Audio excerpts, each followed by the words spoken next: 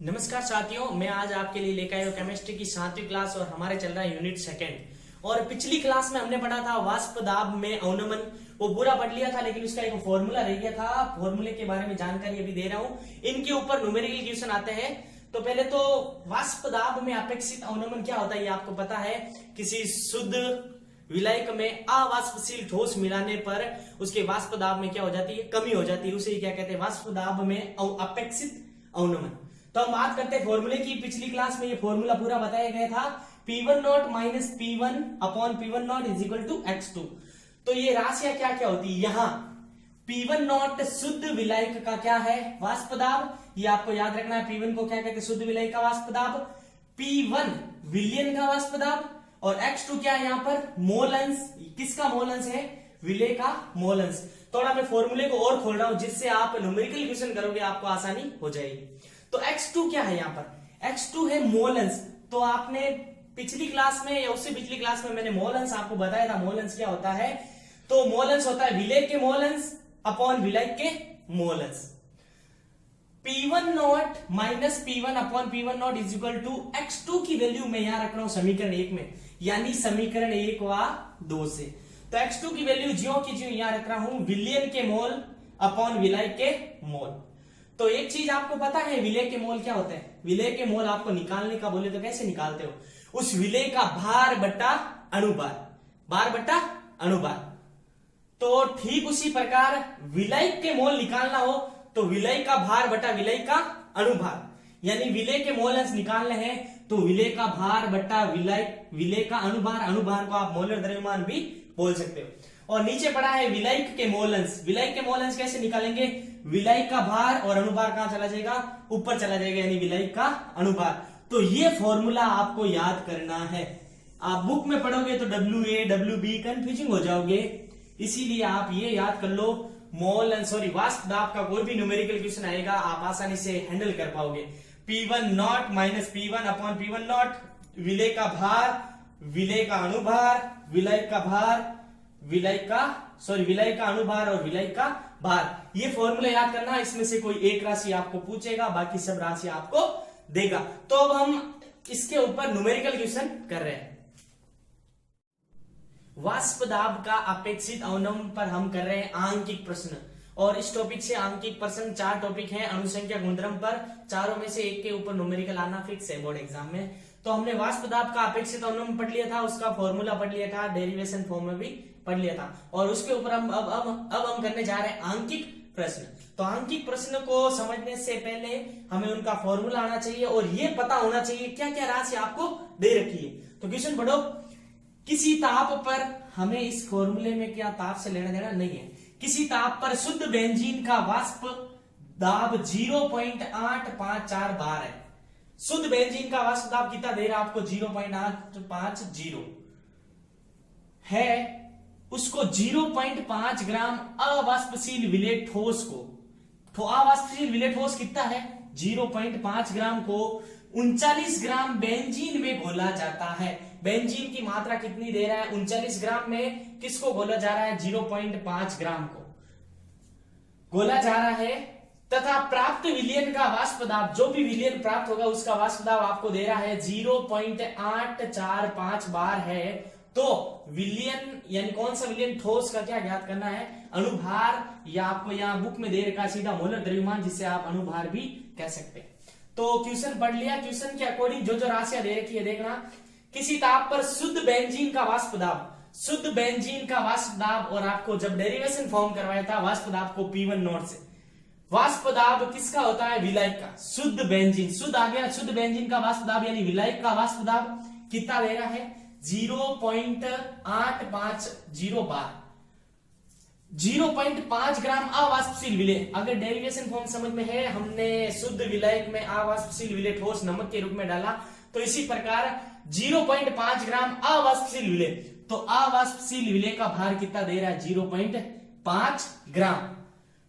विलेय ठोस को 39 gram benzene में, यानी 39 ग्राम क्या हुआ, विलायक हुआ, उसमें हम डाल रहे हैं जो ज्यादा मात्रा वो क्या हुआ, विलायक। तो विलायक का भार कितना हो गया, 39 ग्राम। 39 ग्राम बेंजीन में घोला गया, किस में घोला गया, बेंजीन में घोला गया। तो विलायक का भार 39 ग्राम है, तो विलायक का अणुभार कितना होगा? बेंजीन, यहां से पता चला विलायक कौन है? बेंजीन। तो बेंजीन का अणुभार यानी विलायक का अणुभार निकालने आता है 12 इंटू 6 प्लस 6 इंटू 1 यानी 78, 72 प्लस 6 78। विलेय का अणुभार हमें ज्ञात करना है, विलेय का अणुभार ज्ञात करना है। कब ज्ञात करना है? जब जो भी विलयन प्राप्त होगा उसका वाष्प दाब आपको कितना दे रहा है? 0.845 बार आपको वाष्प दाब दे रहा है। किसका? विलयन का। जब भी ये राशियां दे रखी हो, शुद्ध विलायक दे रखा हो, विलयन का वाष्प दे रखा हो, अणुभार दे रखा हो, अवाष्पशील विलेय का भार दे रखा हो, तो इन राशियों से हमें पता चल रहा है क्या ज्ञात करना है? इसका मोलर द्रव्यमान ज्ञात करना। लेकिन फॉर्मूला कौन सा लगेगा? वाष्प दाब में अपेक्षित अवनमन का। तो ये रहा हमारे पास फॉर्मूला P1 नॉट। अभी इसी क्लास में आपको बताया P1 नॉट क्या होता है, जस्ट पीछे बताया P1 नॉट यानी शुद्ध विलायक का वाष्प दाब कितना दे रहा है आपको? इसकी जगह मैं रख रहा हूं 0.85। P1 ये होता है विलयन का वाष्प दाब। क्वेश्चन में दे रहा विलयन का वाष्प दाब, ये लिखा विलयन का वाष्प दाब 0.845 minus 0.845 upon P1 not. P1 not कितना दे रहा है? 0.850 इज इक्वल टू विलेय का भार। विलेय का भार क्या है? विलेय अवाष्पशील विलेय का भार कितना दे रहा है? यानी विलेय का भार आपको दे रहा है 0.5 अपॉन विलेय का अणुभार। विलेय का अणुभार तो हमें ज्ञात करना है, लेकिन क्वेश्चन में दे दिया मोलर द्रव्यमान। 11th क्लास में आपने कंसेप्ट सीखे होंगे, तो अणुभार या मोलर द्रव्यमान एक ही चीज होती है। ये हमें ज्ञात करना है। इसको मैं क्या मान लू बच्चों? x। विलायक का अणुभार, ये रहा विलायक का अणुभार। विलायक कौन है इसमें? बेंजीन। बेंजीन का अणुभार, विलायक का अणुभार 78। और विलायक खुद का भार कितना है? विलायक का भार कितना दे रहा है? 39। कितनी बार? 2 बार। ये पॉइंट हटा कितना है नीचे? 10। कितना? 5। और इस 5 से ये 5 कट गया, तो इसका अंतर निकालना ये वाला 0.850 माइनस 0.845 अपॉन 0.850 और इधर बचा है 1/x। तो मैं x को इधर ले जाऊं, x इधर आ जाएगा और ये वैल्यू उल्टी होकर इधर आ जाएगी 0.850 और बट्टे में 0.850 माइनस 0.845।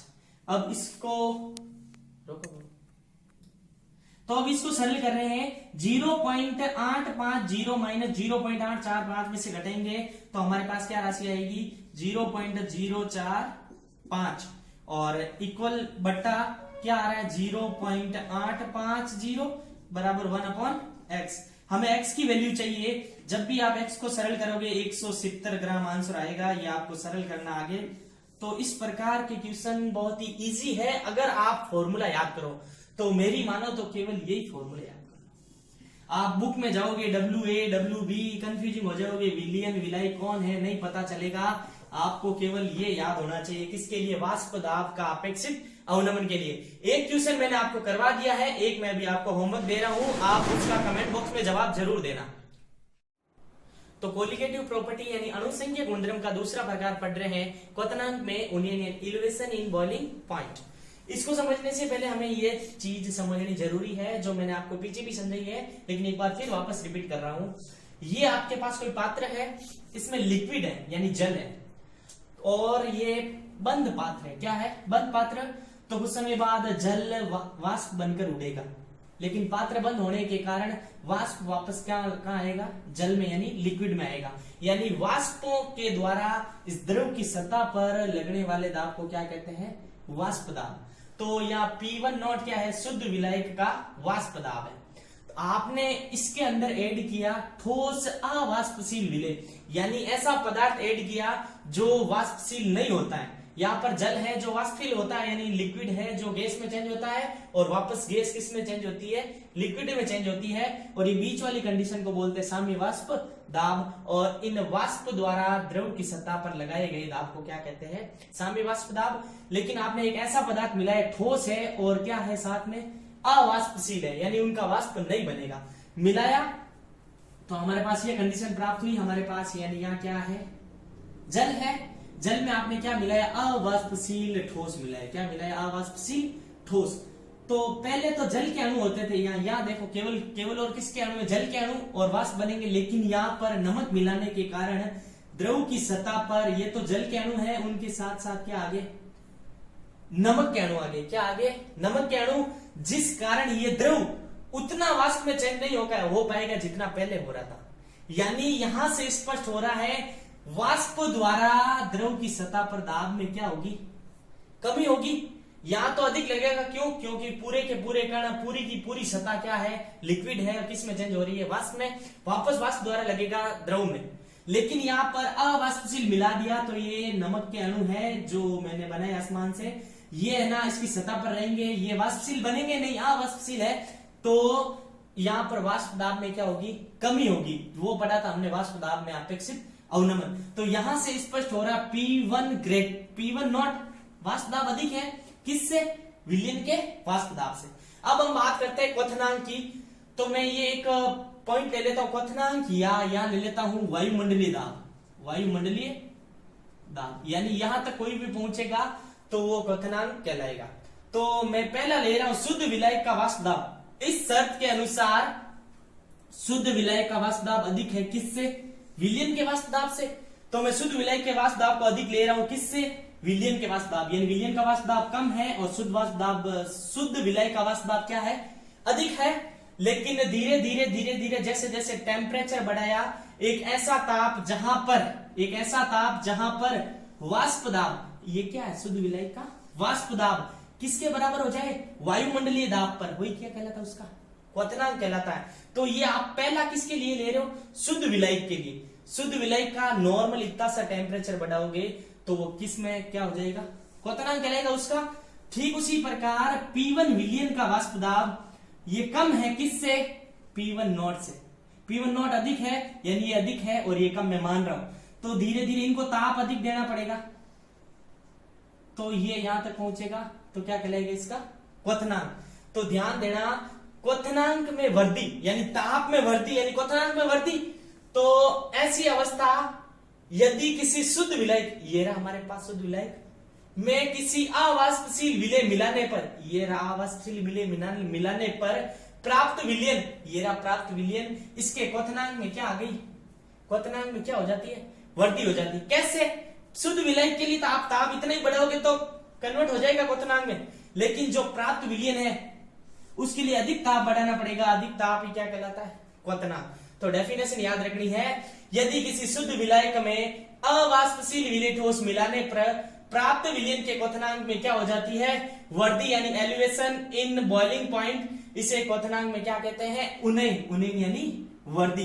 तो ये है पैटर्न आपको समझना। ये रहा शुद्ध विलायक का वाष्प दाब, नॉर्मल सा टेम्परेचर थोड़ा सा बढ़ाओगे और ये विलयन का वाष्प दाब अधिक बढ़ाना पड़ेगा, यानी अवाष्पशील विलय मिलाने पर किस में वृद्धि हो गई, क्वथनांक में वृद्धि, इसे ही कहते हैं क्वथनांक में उन्नयन। अभी हम इसका करेंगे ग्राफ। तो हमने पढ़ लिया था क्वथनांक में उन्नयन। क्वथनांक में उन्नयन क्या होता है, यदि शुद्ध विलायक में अवाष्पशील विलय मिलाओगे तो उसके क्वथनांक में क्या हो जाती है, वृद्धि हो जाती है। यानी स्पष्ट हो रहा है जितना ज्यादा अवाष्पशील मिलाओगे उतना ही क्वथनांक क्या होगा, ज्यादा होगा। तो बात कर रहे हैं उसके ग्राफ और सूत्र की। ये शुद्ध विलायक का वाष्प दाब अधिक होता है, अभी हमने पढ़ा क्यों अधिक होता है, और उसमें जब अवाष्पशील ठोस मिलाने पर विलयन का वाष्प दाब क्या हो जाता है, कम हो जाता है। यानी जितना वाष्प दाब कम होगा उतना ही क्वथनांक क्या होगा, अधिक होगा। यानी यहाँ शुद्ध विलायक का वाष्प दाब अधिक है, किससे, विलयन के वाष्प दाब से। यानी जितना वाष्प दाब अधिक होगा क्वथनांक उतना ही कम होगा।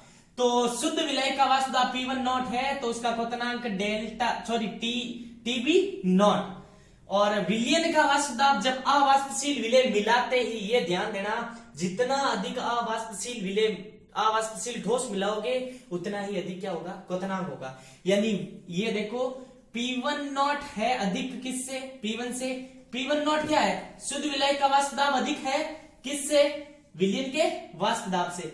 ये विलयन का वाष्प दाब कम क्यों हुआ, क्योंकि उसमें अवाष्पशील ठोस मिलाया तब। तो ये डेल्टा टीबी नॉट और ये टीबी, ये किसका क्वथनांक है?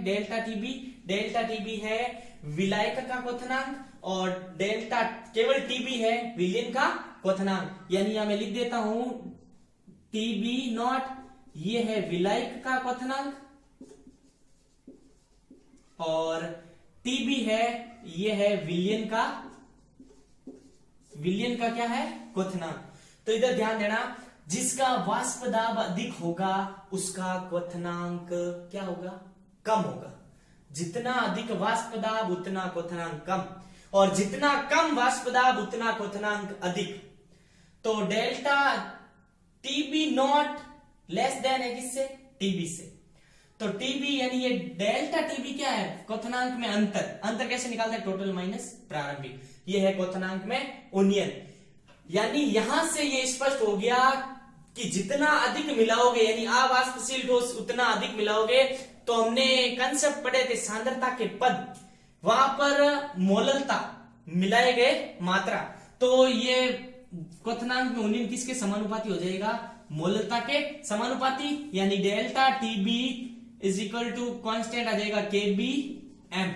ये केबी क्या हो जाएगा? क्वथनांक में उन्नयन स्थिरांक। तो ये फॉर्मूला आपको याद रखना। न्यूमेरिकल क्वेश्चन में ताप का अंतर दे देगा, केबी का मान दे देगा, एम में से किसी एक राशि को पूछ लेगा। अब हम इसको देखते हुए इस ग्राफ को बनाते हैं। तो शुद्ध विलायक का वाष्प दाब अधिक है किससे? विलयन के वाष्प दाब से। यानी विलयन का वाष्प दाब नीचे है मतलब कम है, ये ऊपर है मतलब अधिक है। तो मैं मान लू किसी बिंदु पर, मैंने ये बिंदु मान लिया, यहां पर है शुद्ध विलायक का वाष्प दाब। क्या है? शुद्ध विलायक का वाष्प दाब, शुद्ध विलायक का वाष्प दाब। इस बिंदु पर शुद्ध विलायक का वाष्प दाब है, मैंने ये बिंदु मान लिया। तो धीरे धीरे ताप बढ़ा, जैसे जैसे जैसे जैसे ये है क्वथनांक की लाइन, यानी ये वाष्प दाब है, ये है क्वथनांक की लाइन। तो धीरे धीरे धीरे धीरे मैंने ये मान लिया, जिस बिंदु पर मिले वहां क्या हो जाएगा? TB naught. यानी इसको ये नीचे मिलाओ, यानी उसी तरह इधर ताप बढ़ेगा तो यहां आ जाएगा टीबी नॉट। यानी शुद्ध विलायक का वाष्प दाब अधिक है किससे? विलयन के वाष्प दाब से। तो हमने ये बिंदु यहां पे माना किसके लिए? शुद्ध विलायक का वाष्प दाब के लिए माना। तो इससे कम है मतलब यहां नीचे मान लो, यहां पर इससे कम है। ये किसका हो जाएगा? विलयन का वाष्प दाब, विलयन का वाष्प दाब। तो इनका टेम्परेचर अधिक लगाना पड़ेगा, इनका क्वथनांक अधिक है। धीरे धीरे धीरे धीरे मान लो यहां तक पहुंच गए। वायुमंडलीय दाब, ये वाली कौन सी रेखा है? वायुमंडलीय दाब। वायुमंडलीय दाब कह सकते हो आप, क्या कह सकते हो? क्वथनांक कह सकते हो। अब मैं इसको मिला रहा हूं, ये प्राप्त होगा टीबी। तो आपको जाहिर सी बात है, बड़ा कौन है? आगे कौन आ रहा है? टीबी। यानी ये अधिक है। यहां बढ़ेंगे, मान लो रेशियो ले लो 5, 10, 20, 25, तो टीबी अधिक है। यानी यहां से टीबी अधिक है टीबी नॉट। तो डेल्टा टीबी क्या हो जाएगा? अधिक, यानी टीबी माइनस टीबी नॉट। ये आपको क्या करना है? ग्राफ रटना नहीं है, जितना रटोगे भूल जाओगे। ये है ग्राफ, इनको देखते हुए हमने ग्राफ कर लिया, क्वथनांक में उन्नयन कर लिया। अब हम करेंगे इनके ऊपर आंकिक प्रश्न। क्वथनांक का उन्नयन, उनके ऊपर हम आंकिक प्रश्न पढ़ रहे हैं, लेकिन हमें कैसे पता चलेगा एग्जाम में कि ये क्वथनांक पर उन्नयन का क्वेश्चन है या वाष्प दाब में अपेक्षित अवनमन का क्वेश्चन है? आप एक बार क्वेश्चन को नहीं, 2 बार क्वेश्चन को पढ़ेंगे तो आपको आसानी से पता चल जाएगा इसमें कौन सा फॉर्मूला लगेगा या पूछना क्या चाह रहा है। तो एक बार क्वेश्चन को पढ़ो आप। एक यौगिक के 4.18 ग्राम को, एक यौगिक है कितना ग्राम है? 4.18 ग्राम को जल के 240 ग्राम में घोलने पर विलयन का क्वथनांक 1 एटीएम यानी 1 वायुमंडलीय दाब पर 100.065 डिग्री हो जाता है। तो उस यौगिक का अणुभार ज्ञात कीजिए। यानी यहां से पता चल रहा है क्वथनांक बढ़कर कितना हो जाता है? 100.065। तो हमने डेफिनेशन पढ़ी थी किसकी? क्वथनांक में उन्नयन, यानी क्वथनांक में वृद्धि हो जाती है, वही क्या कहलाता है? क्वथनांक में उन्नयन। या इस क्वेश्चन से स्पष्ट हो रहा है पर विलियन का क्वथनांक एक एटीएम पर इतना हो जाता है, यानी क्वथनांक पहले कुछ और था, बढ़कर कितना हो गया 100.065 डिग्री हो गया। यानी यहां से हमें पता चल गया फॉर्मूला किसका लगेगा, क्वथनांक में उन्नयन का। क्यों? क्वथनांक में क्या हो रही है, वृद्धि। अगर वाष्प दाब में अवनमन यानी कमी होती तो वाष्प दाब वाला फॉर्मूला लगता। यहां से हमें स्पष्ट हो गया फॉर्मूला कौन सा लगेगा, क्वथनांक में उन्नयन वाला। तो क्या क्या राशि दे रखी एक बार ध्यान देना। एक यौगिक के 4.18 ग्राम को जल में, यानी को जल में डाला गया, यानी विलेय क्या हो गया, विलेय का भार आपके पास कितना हो गया 4.18 ग्राम को जल में डाला गया, यानी जल क्या हो गया विलायक। विलायक का द्रव्यमान कितना है 240 ग्राम। और इस क्वेश्चन में केबी आपको दे रखा है 0.53, यानी केबी आपको दे रखा है 0.53 दे रखा है। आगे बढ़ो क्वेश्चन को। में गोलने पर विलियन का क्वथनांक एक वायुमंडलीय दाब पर कितना हो जाता है, इतना हो जाता है 100.065 डिग्री हो जाता है। तो थोड़ा ध्यान देना, जल के 240 ग्राम में घोलने पर, यानी यहां जल आ रहा है, क्या आ रहा है, जल आ रहा है, तो हमें पता होना चाहिए यहां जल किसका कार्य कर रहा है, विलायक का। और हमें पता होना चाहिए जल का क्वथनांक कितना होता है, आप 10वीं से पढ़ते आ रहे हो, जल का क्वथनांक क्या हो जाएगा, यानी विलायक का क्वथनांक क्या हो जाएगा 100 डिग्री सेल्सियस, यानी शुद्ध विलायक का क्वथनांक कितना हो जाएगा T0B, सॉरी T0B, हाँ 100 डिग्री हो जाएगा। कितना हो जाएगा 100 डिग्री। अब ये बोल रहा है बढ़कर कितना हो गया, बढ़कर कितना हो गया, बढ़कर 100.065 डिग्री हो जाता है, बढ़कर कितना हो गया, इतना हो गया। यानी क्वथनांक में परिवर्तन हुआ, पहले 100 डिग्री था, फिर बढ़कर 100.065 डिग्री हो गया। यानी हम यहां से क्या निकाल सकते हैं, क्वथनांक का अंतर, यानी डेल्टा टीबी निकाल सकते हैं। यहां से डेल्टा टीबी क्या होता है, TB minus TB naught. TB का मान कितना है 100.065 डिग्री और टीबी नॉट की वैल्यू है 100 डिग्री। इन दोनों का अंतर कितना हो जाएगा, वो क्या हो जाएगा डेल्टा टीबी। यानी यहीं से क्वेश्चन स्पष्ट हो रहा है, तापमान में परिवर्तन यानी क्वथनांक में परिवर्तन, यानी क्या हो रहा है, क्वथनांक का उन्नयन हो रहा है। अब मैं ये सब राशियां दे रखी है, फॉर्मूला आपको अभी बताया था, delta TB is equal to KB into M. यहां एम क्या है, मोलेलिटी यानी मोललता। तो ध्यान देना इधर, delta TB is equal to KB. तो मोललता का फॉर्मूला आपको मोललता के कंसेप्ट में बताया था। मोललता क्या होती है, मोललता क्या होती है, तो मोललता होती है विलेय का भार अपॉन विलेय का अणुभार इंटू 1000।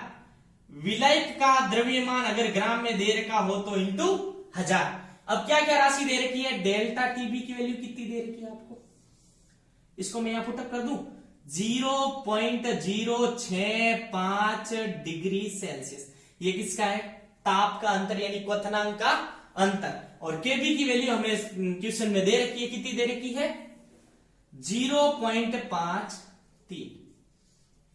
फिर है मोललता यानी विलेय का भार, विलेय कितना है, विलेय का भार कितना दे रहा है क्वेश्चन में 4.18 इंटू 1000 बट्टा विलेय का अणुभार, उस यौगिक का अणुभार जो मिलाया, कितना मिलाया 4.18, जो मिलाया गया यौगिक है उसका अणुभार, तो वो हमें क्या करना है, ज्ञात करना है। विलेय का अणुभार हमें क्या करना है, ज्ञात।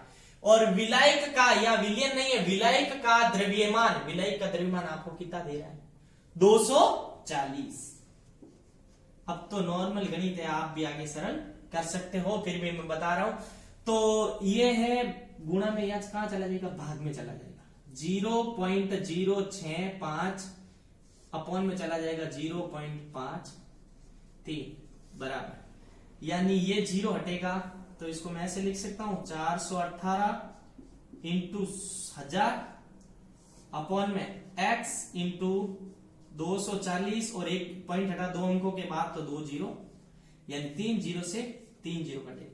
अब हमें चाहिए x की वैल्यू, तो x को इधर ले जाऊं, यानी इस 0 से ये हटेगा, नीचे कितने 0 लगेंगे 3 0, और ये लगेंगे नीचे 3 0, और ऊपर कितने 0 लगेंगे 2 0 से 2 0 से 2 0 कट जाएगा, तो यहाँ क्या बचेगा 65 अपॉन 2 0 से ये 2 0 कट गया, यानी 1 0, 418 अपॉन x इंटू 24। हमें किसकी वैल्यू निकालनी, x की, तो x को इधर ले जाओ, बाकी पड़ा रहने दो 418 बट्टा 24 इंटू 530/65। जब भी आप इस सब को सरल करोगे तो आपके पास एक मान आएगा 1.41 ग्राम प्रति मोल। ये आएगा आपके पास यौगिक का अणुभार। तो एक क्वेश्चन मैंने आपको करवा दिया है, एक आपके पीडीएफ में है, वो आपको करना है। अब हम आगे का टॉपिक पढ़ते हैं। कोलिगेटिव प्रॉपर्टी का तीसरा पार्ट हम पढ़ रहे हैं, प्रासरण दाब। प्रासरण दाब क्या होता है? ये तो एक फैक्ट है, उच्च सांद्रता से निम्न सांद्रता की ओर। केमिस्ट्री में कोई भी चीज होगी वो क्या होगी? उच्च सांद्रता से निम्न सांद्रता की ओर। इसको समझने के लिए मैं एक एग्जांपल ले रहा हूं, पहले इसकी डेफिनेशन जान लेते हैं। विलायक का अपनी अधिक मात्रा से कम मात्रा की ओर गमन या जाना क्या कहलाता है? प्रसरण। और इनको जाने के लिए जिस दाब की आवश्यकता होती है वह कहलाता है प्रसरण दाब। तो मैं इसको समझने के लिए आपको एक एग्जांपल दे रहा हूं। जैसे कोई पात्र ले लिया आपने, उसमें शुद्ध विलायक लिया। क्या लिया? शुद्ध विलायक। शुद्ध विलायक के रूप में आपने क्या ले लिया? जल ले लिया। ये जल क्या? और आपने उसको ज्वाइंट किया और उसके बीच एक लगाई अर्ध पारगम्य झिल्ली। अभी हम इसके बारे में पढ़े, अर्ध पारगम्य झिल्ली क्या होती है, उससे पहले ये समझो। और एक दूसरा पात्र ले, उसको उससे जोड़ दिया और उस दूसरे पात्र में है विलयन। क्या है? विलयन। विलयन क्या होता है? जिसमें विलय और विलायक होता है, वो होता है विलयन। और एक तरफ केवल और केवल क्या लिया? विलायक। विलायक के रूप में क्या लिया? जल लिया। तो जाहिर सी बात है, पहले अर्ध पारगम्य बता देता हूं आपको। एक ऐसी झिल्ली जो केवल और केवल विलायकों को जाने दे। किसको जाने दे? विलायक को जाने दे। उसमें से विलायक के कण ही गुजर सकते हैं, विलय के नहीं गुजर सकते। तो यहां आप ध्यान देना, यहां आपने विलायक के रूप में क्या लिया? जल लिया। क्या लिया? जल। और यहां विलयन में मान लो एक तो विलायक है और विलय के रूप में मान लो NaCl है, कोई भी हो सकता है NaCl के अलावा भी। इस विलयन में एक तो जल है और एक NaCl है। तो इन दोनों में आप खुद सोच के बताओ विलायक किस में ज्यादा है? जल इसमें ज्यादा है या इसमें ज्यादा है? यानी एक तो केवल शुद्ध विलायक है, जल केवल, और एक है विलयन जिसमें विलय और विलायक यानी नमक भी मिला और जल भी मिला। यानी इधर विलायक कम है और इधर विलायक अधिक है। डेफिनेशन कह रही है विलायक का अपनी अधिक मात्रा। इन दोनों में विलायक की अधिक मात्रा कहां पे है? यहां पर। अधिक मात्रा से कम मात्रा की ओर विलयन में विलायक क्या है? कम है। वैसे अधिक होते हैं लेकिन यहाँ पर विलय और विलायक दोनों की हिस्सेदारी है, यानी इनकी अपेक्षा यहाँ पर क्या है? कम। तो अधिक मात्रा से कम मात्रा की ओर गमन करना वह क्या कहलाता है? प्रसरण। और लगाया गया दाब क्या कहलाता है?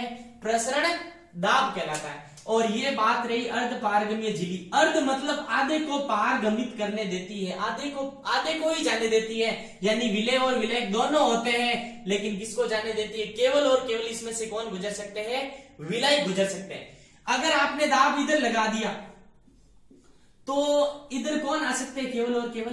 केवल और केवल कौन आ सकते हैं? विलायक। और उसे आप बोलेंगे व्युत्क्रम प्रासरण दाब। तो बात करते हैं अर्ध पारगम्य झिल्ली हो गया। प्रसरण दाब किन किन बातों पर निर्भर करता है? एक तो विलयन की सांद्रता पर निर्भर करता है। किस पर निर्भर करता है? विलयन की सांद्रता अधिक होगी तो जाहिर सी बात है उसमें विलायक भी अधिक होगा, और विलायक अधिक होगा तो प्रसरण दाब भी क्या अधिक होगा?